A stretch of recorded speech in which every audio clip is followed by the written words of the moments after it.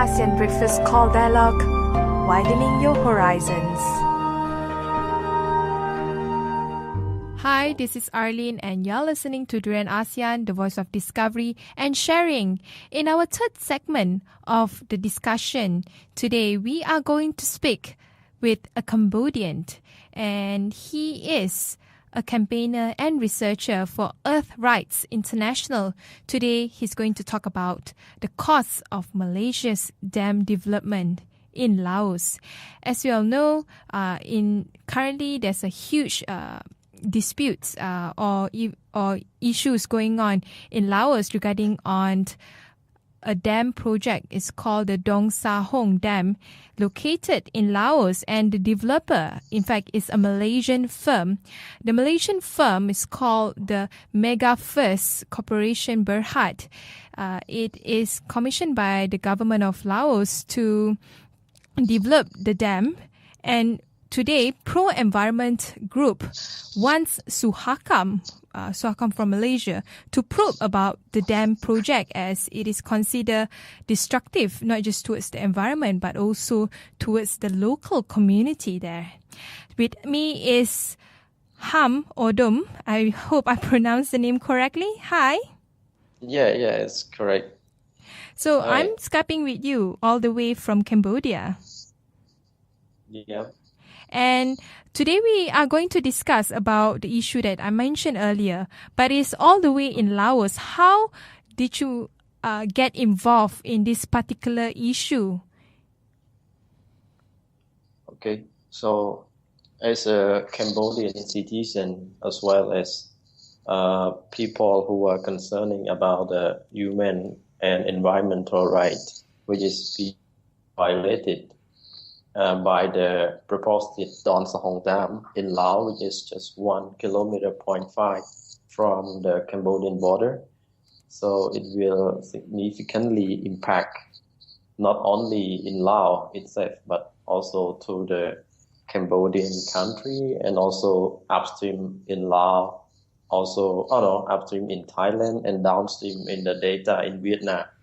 So these three countries are very concerned about this at the moment, and they're trying to use mostly the Mekong River Commission mechanism in order to have negotiate with the developer of the Don Sahong and the Lao government.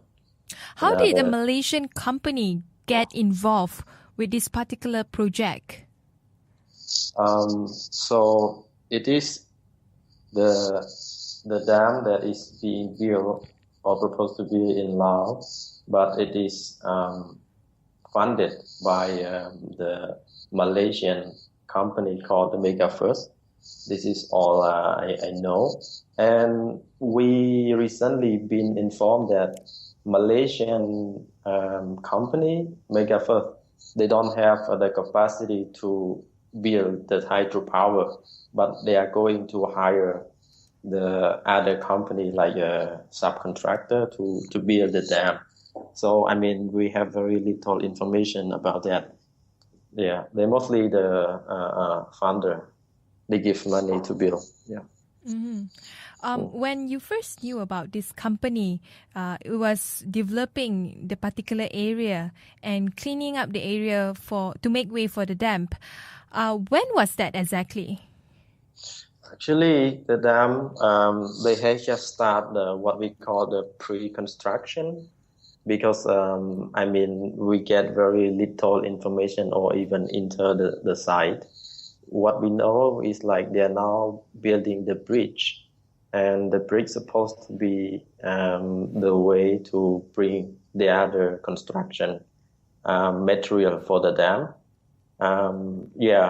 Normally they say they hasn't started the dam construction, but what they are doing is like pre-dam construction. It started early this year, that pre-construction. They start clearing the forest and then building the bridge. Yeah. And so far, when it comes to the local community, what kind of issues that they are facing right now, currently, when it comes to the concern of the dam development? For the community in Cambodia, I can tell, but in Laos, it's not easy to get their perspective because, they have very little space to speak in terms of freedom of expression. But in Cambodia, the community are very concerned because first, they don't have the information or given any information about the dam project by the company.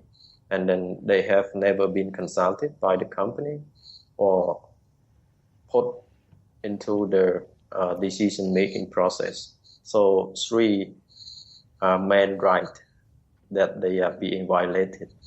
So they very concerned because their area are very close to the dam site, especially their main livelihood that they depend on. Like mostly they are the fishermen, and then they are planting crops, and also they depend on the ecotourism for their livelihood. The ecotourism is mainly they can attract the tourists because they have the Arab-belly dolphin, which is the critical endangered species in Cambodia.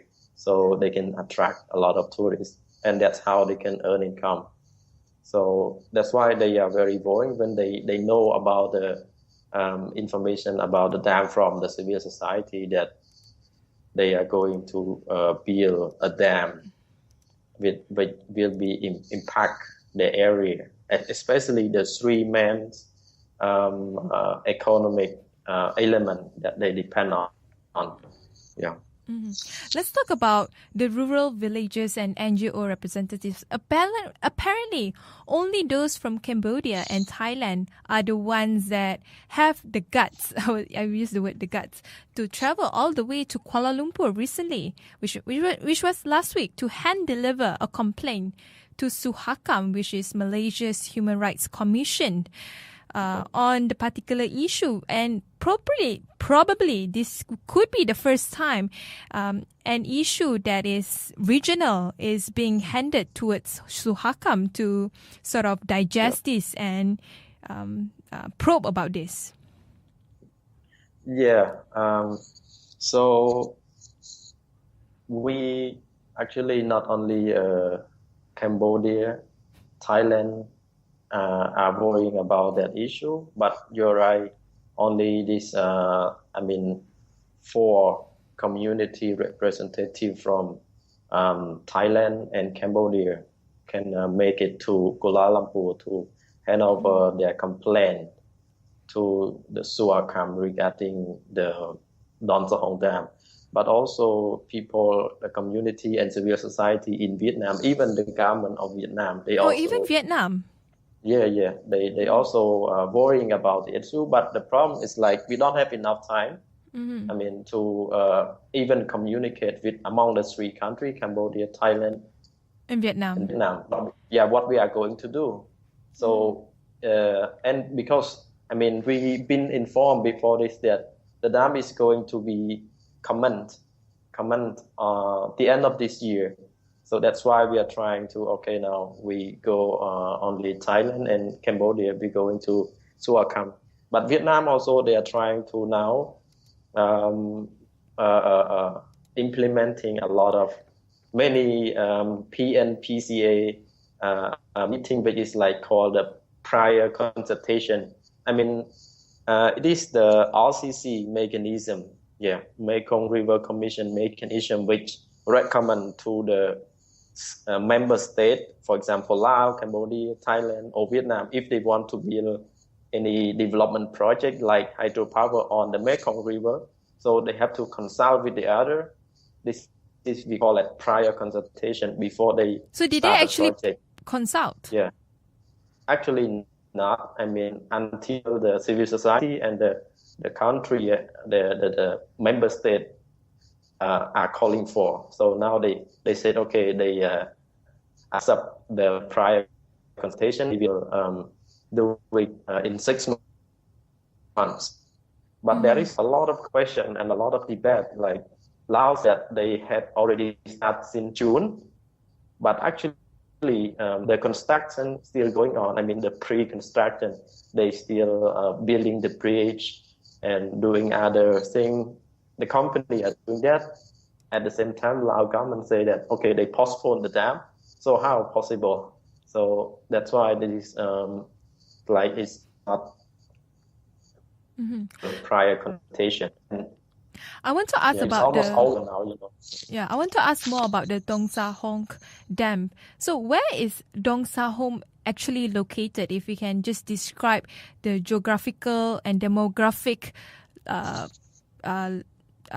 location of this particular dam. Okay. Dong Sa Hong Dam is being proposed to build in southern Laos and northeast of Cambodia. So it's near the border. It is in the area we call Sipandon. Yeah, Sipandon area, which I mean 4,000 islands. So in this area is very rocky and a lot of island, but there are many channels, but all together we call it Mekong mainstream. So and now we all consider that the dam that built on the Hua Sa Hong channel is the mainstream dam, because as I mentioned, like even though there are many channels, but they are all together Mekong mainstream, and it is in Champasak province of Laos. Okay. Mm-hmm. Yeah. And when it comes to the community there, you say that it affects not just Lao community but the communities all over Mekong River region. Yeah. Why it will affect the whole of Mekong River region?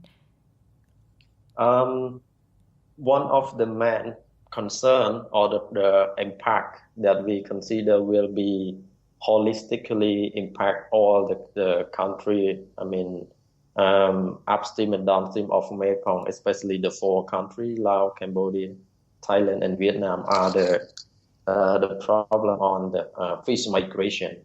Because, expert used to mention that the Mekong fish, most of the species are the migratory fish. And so their natural migration, it can enable the fishermen in those countries to catch fish. And then they can make life, they can earn income and then eat, sell it. So this is one of the most problem that expert men recommend not to build dam on the Mekong mainstream. And the other issue is the sediment flow, which is very important for the plantation. So if you look closely, you will see that life along the Mekong, not only in Cambodia, Laos, Vietnam, and Thailand, they are all depending mostly on catching fish and then growing crops, which is the main life source of their livelihood. Yeah, so this is the two main problem we are concerned about building dam on the mainstream Mekong. Yeah. Mm-hmm. Can you share with us when it comes to the Dong Sa Hong Dam? Can you share with us what kind of feedback, or at least just the kind of answers that either the Lao government or the Mega First Corporation Berhad has given so far to the rural villages in Vietnam, Laos, Thailand, and also Cambodia? I'm afraid it actually not, because the company and the Lao government, what they are giving so far, they're giving through the country level or ministerial level, and they concern in what they consider mostly is the Mekong River Commission. Yeah, so all the information they disclose through the Mekong River Commission. Like, okay, when they are done with their environmental impact assessment of the Dong Sa Hong Dam, they disclose it or they submit it to the Mekong River Commission. When they are done with their like a mitigation plan of the dam. They submitted just to the MOC, but nothing to do with the community. So that's why we are very concerned. And then I myself and my organization, EarthRights International, start fulfilling these gaps by communicate more with the potential impacted community in Cambodia and Thailand and Vietnam as well. So we giving all the information we have to the community by translating it into the local language and explain the technical terminology. So you did a lot of awareness campaign among the villagers on how severe this issue is. Mostly. Yes. And what was the response? Are the villagers really concerned about it, or they are waiting for anything to happen? Sure. For my responsibility, mainly in Cambodia, I can tell they are very concerned about this Don Sahong Dam issue. They don't want it, no. We are telling them all the information they should know. Clearly, when the dam is built, what will be the impact, and that impact is coming from that EIA, and the environmental impact assessment only conducted in Laos. But we don't know what will be the impact to Cambodia, which is also very close to the dam site. So the community don't want the dam; they want it to be stopped. And however, we don't have that kind of mechanism to say, hey, you just stop, and they stop. So we are trying to provide an option for the developer, the mega first and Lao government, for them to conduct a proper study, like transboundary impact assessment. Okay, now what will be the impact to Cambodia, Thailand, and Vietnam? They don't have that kind of impact assessment. Mm-hmm. They only conduct their impact assessment in Laos, which is very limited. And also we suggest them to communicate, to consult, provide information to the community, the potential impacted community as well, not only to the country. Yeah. I want to ask you about the kind of efforts that the communities have done. So the communities actually turned to the National Human Rights Institutions, or NHRI, which is located in Thailand. And this is not the first time they ever talk about come together for human rights or developmental issues. For example, villages from Cambodia, Laos, and Burma has lodged cases on issues related to sugar plantation, the Xayaburi dams, and so on and so forth. So when it comes to this particular issue, was there any challenges that they face when it comes to just giving statement or turning to the National Human Rights Institution? Yeah, for at the grassroots level, or we can say community level, people awareness regarding the human rights issue is very limited. They don't even know what are their rights. Mm-hmm. Their right. So most of them consider that their right coming from the government. So everything they want to use their right, they have to go through the local authority or the government. Even in Cambodia, the government also concerned about that dam. But during the time I conduct my community awareness about Don Song with the community, oftentimes community ask me about the permission from the, ministry level or something like that. So this is one of the challenge for me. And for the community, they feel that if you file or you sue somebody or you file a complaint to one institution or company, they are afraid that is there any negative impact back to themselves. Like, okay, now you file a complaint to mega first company.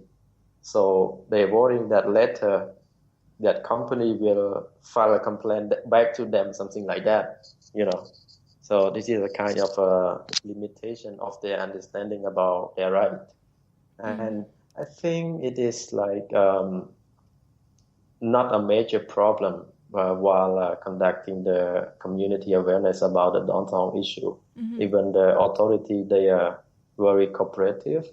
And we also have the other NGO helping us on the ground. But do you personally think the National Human Rights Institution hasn't done much to fight for the rights of these communities? Because internationally, it is often been seen as or been described as a paper tiger or toothless agency, meaning that it can only sit down and listen, but it can't really do anything to address the human rights concerns. Yeah, I mean, apart from those mechanisms through Mekong River Commission, which is even weaker, and then we think about the human rights institution in Malaysia. We don't know much about the background. I mean, what they have done to protect the community, but that's the only channel we can go for. And we have some hope because, like you mentioned earlier, some community in Laos and Thailand used to file a complaint to the Human Rights Commission in Thailand, and it come to the Thai court attention, and then they did something, like they trying to recommend. Even they cannot force the project to stop, but they can recommend something in public, which is a pressure, that it somehow help our campaign. Like in Sayaburi, the court trying to, the power purchasing agreement after the Sayaburi Dam is built, and then the EGAT, the Electricity Authority of Thailand, will buy too much electricity from that. And this is what the court in Thailand trying not to recommend, like not to buy the electricity from that dam. So I think this is a little bit complicated, but somehow it helps the campaign, And we hope like something would happen the same, like maybe Suakam will recommend something where it can help the potential impacted community in Thailand, Cambodia, or Vietnam, or Laos itself. Yeah. We'll take a short break. When we return, we will talk more about the Dong Sa Hong Dam development. ASEAN Breakfast Call Dialogue, widening your horizons. Hey, this is Arlene. We are continuing our discussion on the Dong Sa Hong Dam.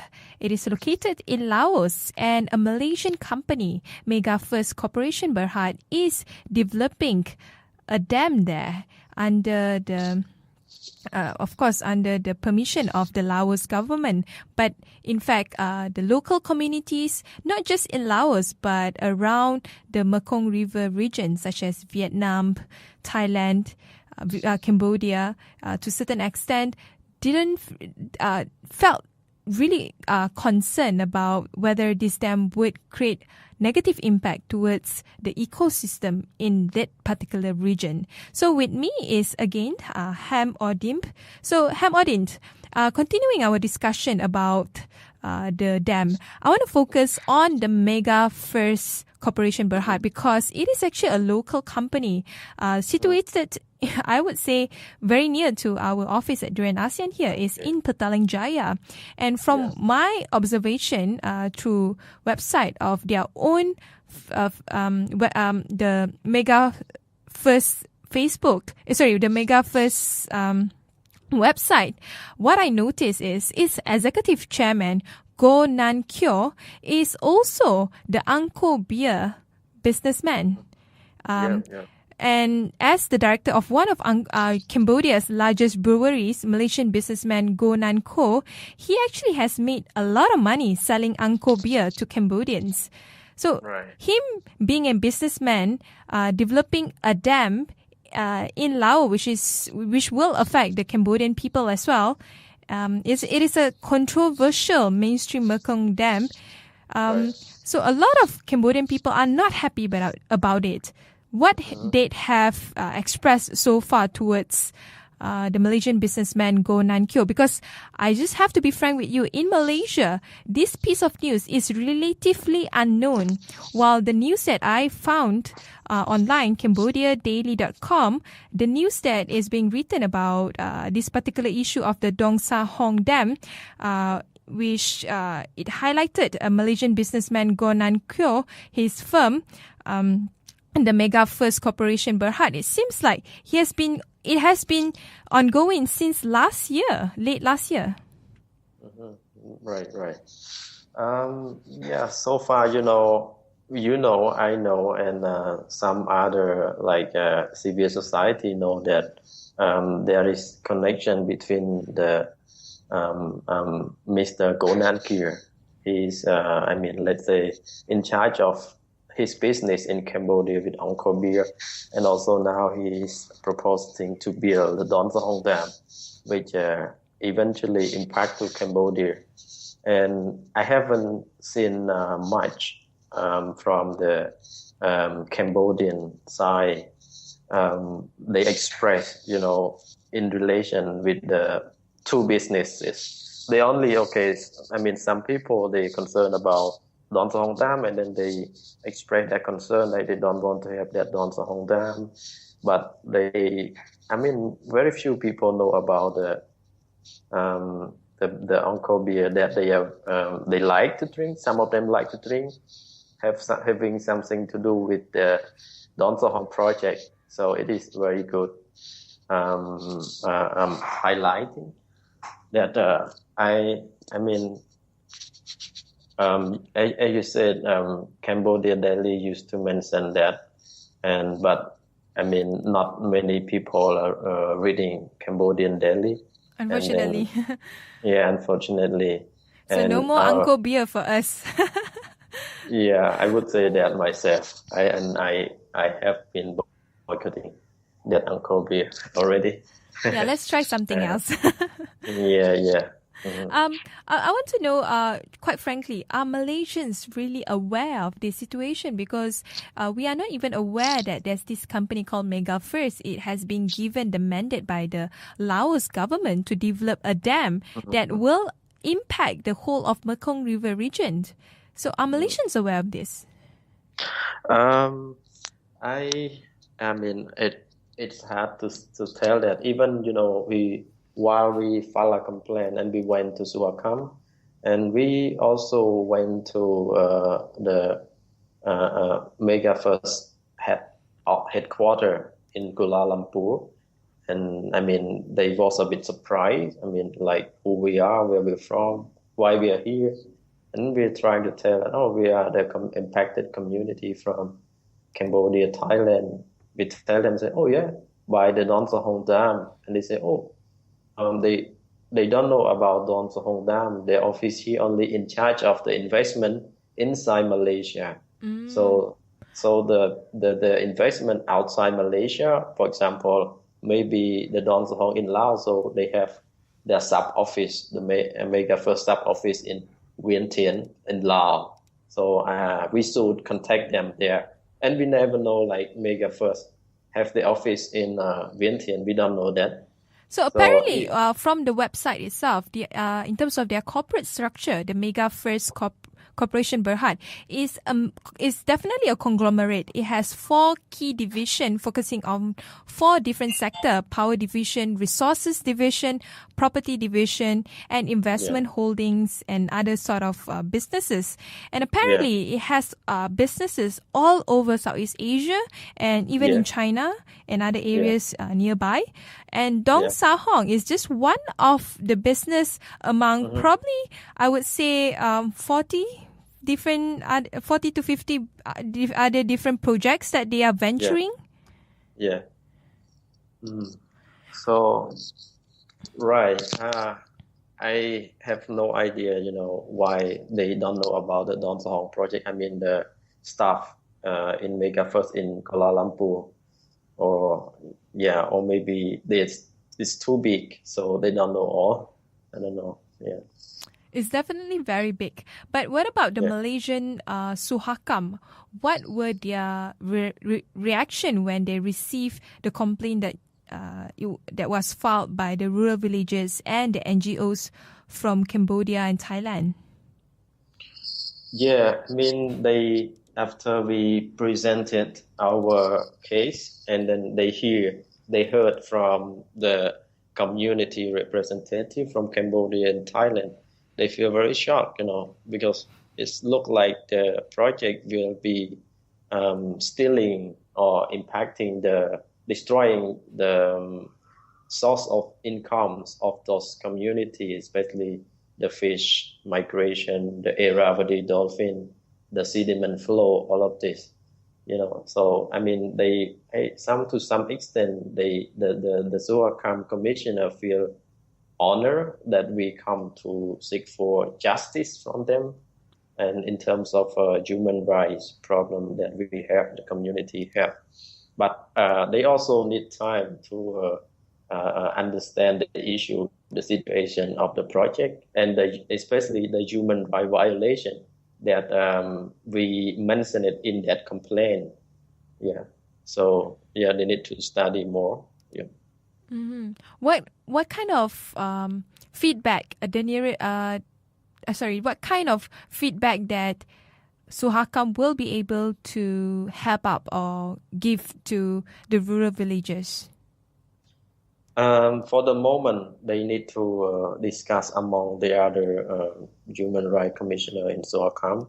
So, I mean, they cannot assure anything yet, but I mean, they will open investigation for the human rights violation in their projects. And so what we expect, and maybe also what Suakam can do is to release a recommendation to connect the potential impacted community with that mega first company and Lao government as well. Because previously they don't have that kind of connection. So, so that's what we expect. And I think that's what the Suakam can do as well. Yeah. As we all know, ASEAN has its own human rights charter. Has this particular issue been raised on an ASEAN level, whether it's towards the ASEAN Human Rights Council, which is AICHR, or maybe ASEAN in general? Has it been raised to that level yet? I honestly participated last year the ASEAN Youth Forum and ASEAN People Forum, and I myself raised that issue.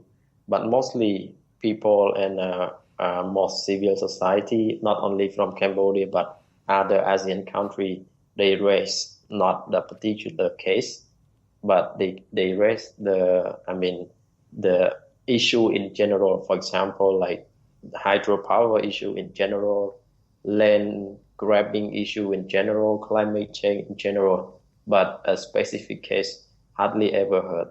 Yeah. Mm-hmm. So I think it is like for AICHR, it exists, in principle, but in practice we don't have hope. Anyway, maybe it is something that we will try in the future, I want to raise this particular statement by one of the Mega First project director. He said that this is reported by the Cambodia Daily that I mentioned earlier. His name is Yong Chi Neng, and he said that Mega First is confident that the dam will not do any harm. In fact, the dam will improve the environment and facilitate better fish migration. He even said that the environmentalists, which is the rural folks and also the NGO, are wrong in this matter. He claimed that the rural villages and the NGOs do not have any scientific evidence to back up what they said, and many of them has not even visited the site at all. This is what he claimed. But do you agree with that? Do you agree that NGO and activists hasn't visited the place at all? I think what he said is from the scientific Perspective. view, perspective that he has, but it also has to do with the political aspect and with the other environmentally aspect. If what he mentioned, like the civil society in Cambodia haven't visited the site, how possible? Laos is the let's say the political space very small. How can you afford to go to the site? So this is one trick. And what he released, like the dam will not impact at all to Cambodia, because how do they know if they only conduct the environmental impact assessment inside Laos? So how can the impact to Cambodia? So this is a contradict comment, I would say. So that's why we suggest to conduct a transboundary impact assessment. I to some extent, I agree. Some of the civil society in Cambodia, we don't have the capacity to understand or to conduct the scientific stuff. For example, like, fish passage or the other environmental aspect. But we read, like we have the other independent scientifics, like they have done some scientific research independently. So we campaign based on their research result. Yeah, let me mention one research that was done on the particular area in Dong Sahong Dam. His name is Ian Bait. He's a professor of geography at the University of Wisconsin Madison. In 2009, he researched that the Dong Sahong's impact on migratory fish was certain and would be irreversible, and this would lead to the possible extinction of the Irrawaddy dolphin, the giant Mekong catfish, like you mentioned earlier. So this is very scary, isn't it? I mean, what makes Mekong River unique is because it has fishes, or it has this ecological population that are uniquely Southeast Asian, and uniquely they are able to live only in Mekong River region. In that is very close, to me, Nestle, and also to the RCC, which is the River Coalition of Cambodia. He always give comment to us what we should do, what is the impact, especially regarding the dam, Don Sahong or Lower Sesan 2 inside Cambodia. So this is what we, the human resource we rely on when we want to recommend or to campaign something. And and I want to mention regarding what you mentioned about the comment of the company staff regarding the benefit from the Don Sahong Dam. They say like it will improve the fish migratory, like this is their dream. Let's say this is their plan, their dream, what they will go for in their project. I know that they will make a rapid blasting in the other channel nearby the Ho Sahong, which is the Don Sahong Dam will be built. And then, because they know that this is the main fish migratory passage. And if they block this channel, the fish cannot migrate to this channel. So they will blast the rock in the other channel. But this kind of plan or mitigation is untested. We ask them to give us the success experience from the other place, the other dam in the world where it used to be success. Mm-hmm. So they never tell us where. So they keep silent. This is just their dream. Yeah, they dream about it. So we don't believe it. It is not that easy If you blast the rock. Another important question I want to ask. I think this is more towards the Laos government or the Laos population. Yeah. Why why the need to build a hydroelectric dam? Is it really necessary? Does the Lao government really need it badly in terms of generating more energy and more power for its own country? I think addressing this is definitely important because at the end of the day, that would be the only reason whether the Lao government should continue or not in terms of building the particular dam. Is there a need for it? Yeah, so I think the Lao population is not much. It's quite small, even though they have a big country with a lot of natural resources. And you know what? They used to mention that in their development strategy or agenda, Lao want to be the battery of Southeast Asia. I mean, they want to grow their economy through building hydropower. So they want to sell the electricity to the neighboring country in order to grow the economy. And then this is in their agenda and the plan that they're going for. And I think in terms of electricity consumption in Laos, domestic electricity consumption is not the case that they should need it badly. Yeah, but they want to sell it mostly because they feel like, I mean, they give too much priority to hydropower.